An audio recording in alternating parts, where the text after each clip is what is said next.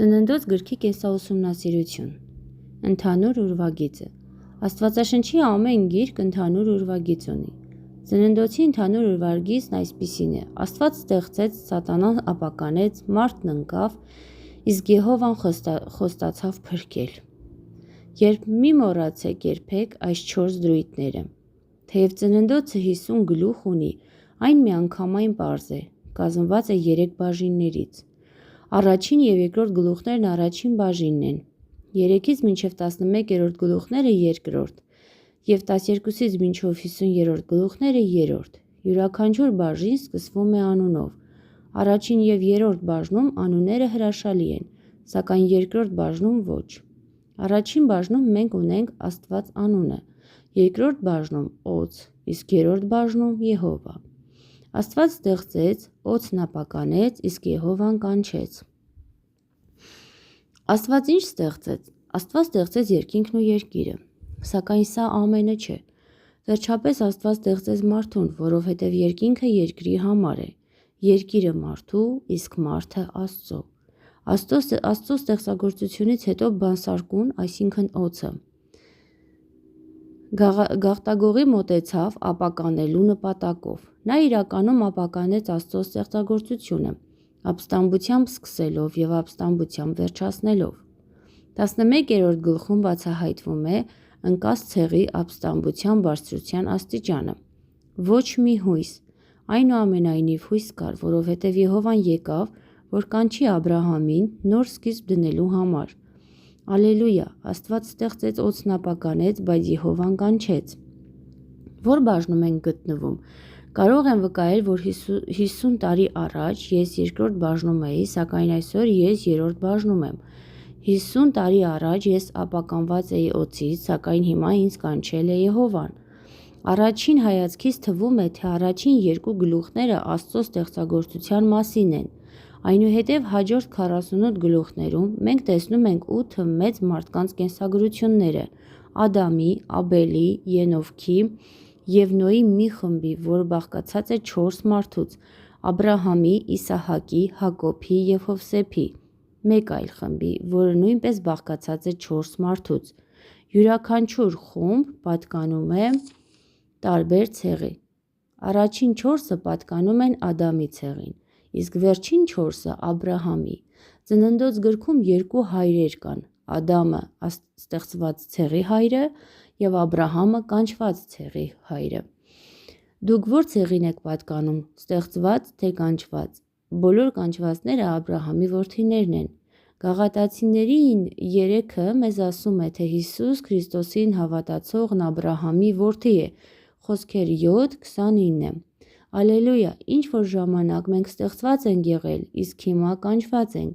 Ա Կորինթացի 1:24-ում ասվում է, որ կանչվածների համար Քրիստոսն Աստծո զորությունն է և Աստծո իմաստությունը։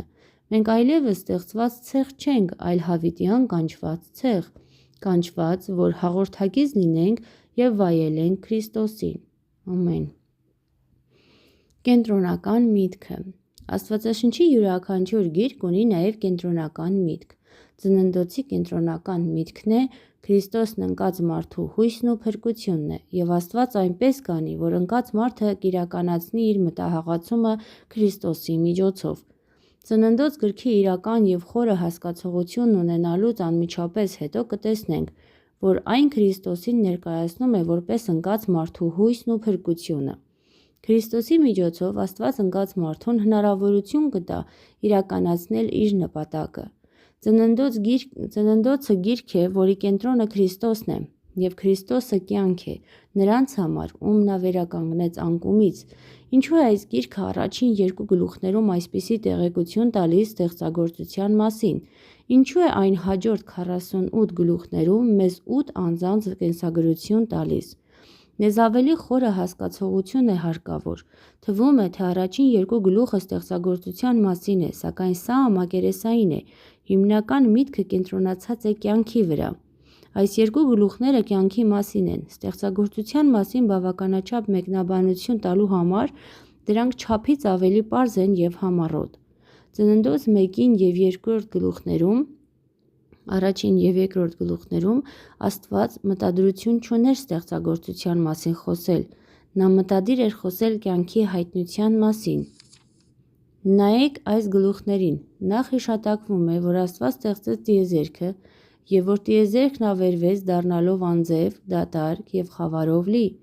Այնուհետև Աստծո հոգին եկավ շրջելու, որպեսզի կյանք առաջացնի։ Կյանքի հոգուն հետևեց լույսը, նույնպես կյանք առաջացնելու համար։ Այնուհետև ստեղծվեց օդը, մահվան ջրերը բաժանելու համար, որից հետո մահվան ջրերից երևան եկավ երկիրը։ Երկիրը հայտնվեց, որպեսզի կյանք ծնի, և անմիջապես ամեն տեսակի բուսական կյանք առաջացավ։ Այնուհետև առաջացավ կենդանական կյանքը ջրում, կենդանական կյանքը օդում, կենդանական կյանքը երկրի վրա և վերջապես մարդկային կյանքը։ Մարդկային կյանքին հաջորդում է աստվածային կյանքը, որը ցույց է տրվում կյանքի ծառով։ Ուստի մենք կարող ենք տեսնել, որ այս երկու գլուխները կոպիտ ասած ոչ թե ստեղծագործության, այլ կյանքի մասին են։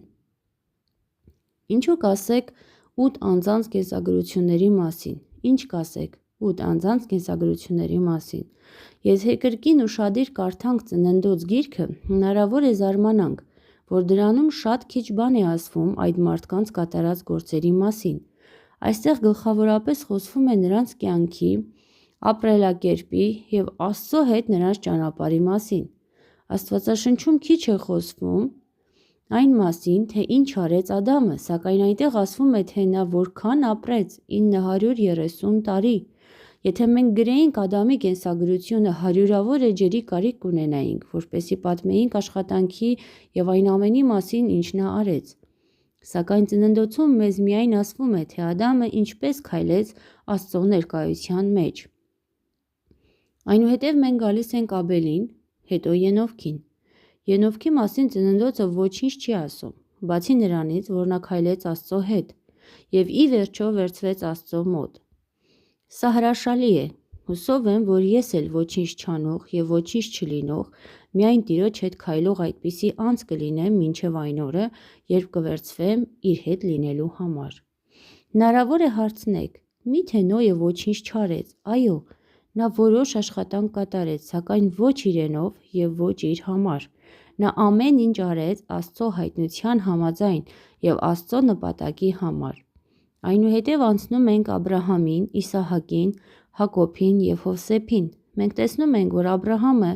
ինչպես նաև Իսահակն ու Հակոբը, օգտակար աշխատանք չկատարեցին։ Թվում է, թե Հակոբի որդի Հովսեփը ինչ-որ բան արեց, սակայն եթե տեղյակ ենք պատումին, կհասկանանք, որ Հովսեփի աշխատանքը Հակոբի կյանքի թագավորող մասին էր։ Հովսեփը կառավարեց որպես թագավոր։ Խիստ ասած, Ծննդոցը ոչ ստեղծագործության և ոչ էլ կենսագրությունների գիրք է, այն կյանքի գիրք է։ Աստված օգտագործում է ստեղծագործության մասին պատումը, որպեսզի ցույց տա կյանքի խնդիրը։ Աստված օգտագործում է 8 անձանց կենսագրությունները, որպեսզի ցույց տա, թե իր նպատակն իրականացնելու համար նա կյանքի կարիք ունի։ Այս գրքում վերջին կյանքը Հակոբի կյանքն է, նրա, ով ի վերջո կոչվեց Իսրայել, Աստծո իշխան։ Այսպիսին է Աստծո մտադրությունը ունենալ Իսրայել։